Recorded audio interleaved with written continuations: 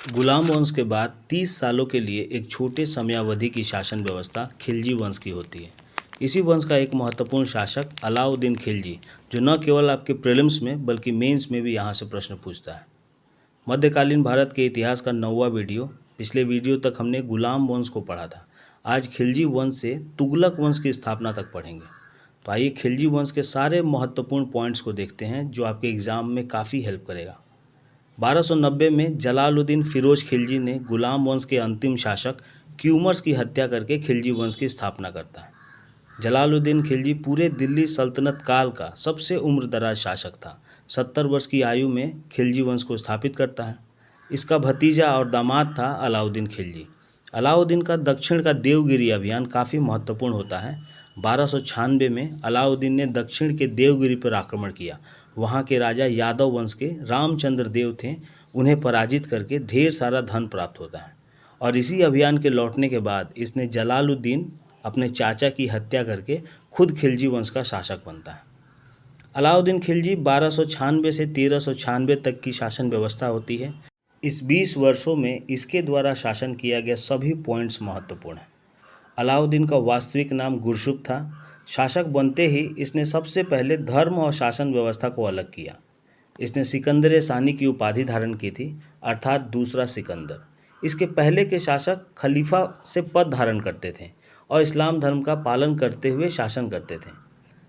इसने न तो खलीफा से पद धारण किया था और न ही इस्लाम धर्म का पालन। इसने शासन के लिए जो जरूरी था उसे सर्वोपरि रखा, मतलब एक निरंकुश शासन व्यवस्था स्थापित किया, ठीक वैसे ही जैसे बलबन ने किया था। इसका एक कारण ये भी है, इतिहासकार बताते हैं, जैसे बलबन गुलाम वंश के राजा की हत्या करके गद्दी पर बैठता है, उसी तरह की कंडीशन यहाँ भी थी।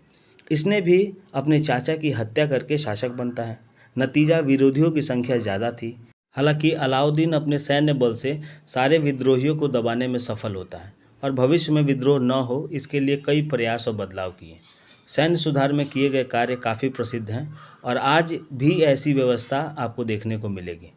अलाउद्दीन के समय से ही स्थायी सेना की शुरुआत होती है। इसके पहले के शासक युद्ध के समय सैनिकों की भर्ती कराते थे और युद्ध के बाद पैसे, भूमि या पेंशन देके छोड़ दिया जाता था। इसने स्थायी सेना का निर्माण कराया और नगद पेंशन हर महीने देने की व्यवस्था यहीं से प्रारंभ होती है।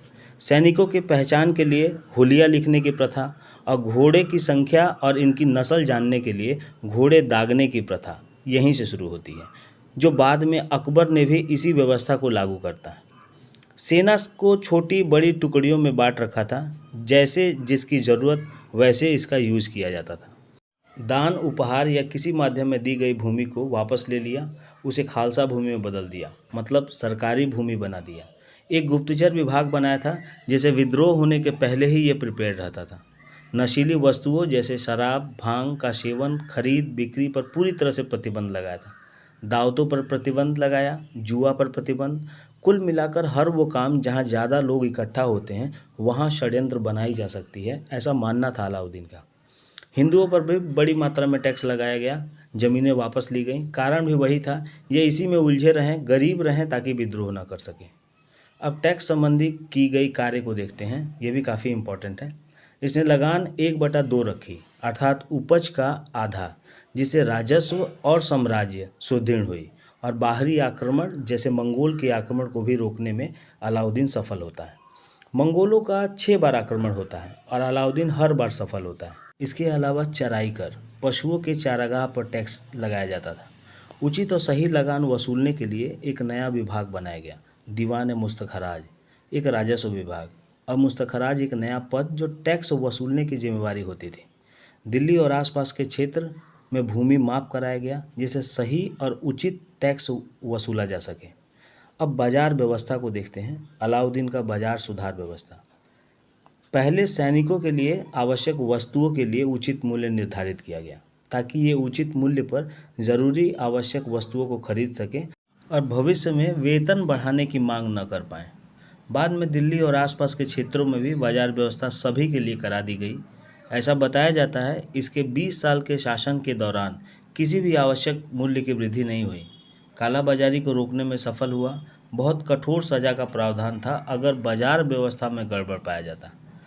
खाद्यान्न बाजार, दैनिक वस्तु बाजार और पशु और दासों के लिए अलग बाजार की व्यवस्था थी। साम्राज्य विस्तार में गुजरात, मालवा, रणथंभौर और दक्षिण भारत का अभियान इसका प्रमुख है। अलाउद्दीन ने गुजरात अभियान से मलिक कफूर को 1000 दिनार में खरीदा था, इसलिए इसे 1000 दिनारी भी कहा जाता है। मलिक कफूर ने 1307 में दक्षिण भारत पर दूसरा अभियान किया था, देवगिरी को पूरी तरह से जीता था। उसके बाद अलाउद्दीन का खास सेनापति जफर खां मंगोल के आक्रमण रोकने में मारा जाता है। फिर रानी पद्मती या पद्मावत चित्तौड़ के राजा रतन सिंह की पत्नी थी। इतिहास में इसकी जानकारी बहुत कम मिलती है। इसकी जानकारी मलिक मोहम्मद जैसी की एक पुस्तक है पद्मावत, जो 1540 में लिखी गई थी, वहाँ से इसकी जानकारी मिलती है। तो अलाउद्दीन के बाद 1316 में मुबारक शाह और अंतिम शासक के रूप में नसीरुद्दीन खुसरो खां आते हैं। और 1320 में ही गियासुद्दीन तुगलक ने तुगलक वंश स्थापित करता है, जिसे हम नेक्स्ट वीडियो में पढ़ेंगे। तो यहीं हमारा वीडियो समाप्त होता है। सारे पॉइंट्स को याद रखिए, रिवाइज करिए, नोट्स बना लीजिए, दोबारा इस वीडियो को आप देख लीजिए। ये लेक्चर काफ़ी इम्पॉर्टेंट है आपके प्रीलिम्स और mains exam point of view से। तो अगर वीडियो इन्फॉर्मेटिव लगे तो लाइक, शेयर और सब्सक्राइब करिए। धन्यवाद।